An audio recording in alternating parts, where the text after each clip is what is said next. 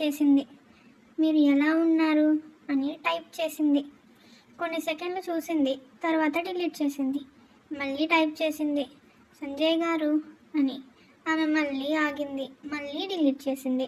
ఆమె ఫోన్ పక్కన పెట్టింది, కానీ మనసులో మాత్రం కాల్ చెయ్యాలా వద్దా అని సంకోచిస్తుంది.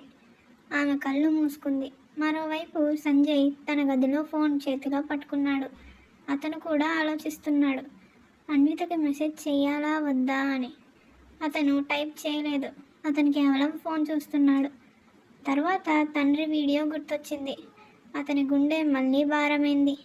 అమ్మను అడగాల గతం గురించి అని సంకోచిస్తూ కళ్ళు మూసుకున్నాడు. ఇప్పుడు కాదు అనుకుని అతను పడుకున్నాడు.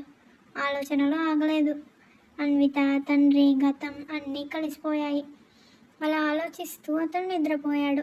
మరోవైపు అన్విత కూడా నిద్రపోయింది. ఆమె చివరి ఆలోచన అతను బాగానే ఉన్నాడా అని అనుకుంది. మరుసటి రోజు ఆఫీస్లో ఆడిట్ అయిపోవడం వల్ల చాలా ఎక్కువగా ఫైల్స్ ఉన్నాయి. అన్విత తన డెస్క్ దగ్గర కూర్చుంది. ఇవన్నీ సర్దేయాలి అనుకుంది. ఆమె ఒక్కో ఫైల్ తీసుకుంటోంది, పేపర్లు సర్దుతోంది. ఒక ఫైల్ తెరిచింది. అందులో ఒక డాక్యుమెంట్. ఆమె కళ్ళు ఒక్కసారిగా ఆగిపోయాయి.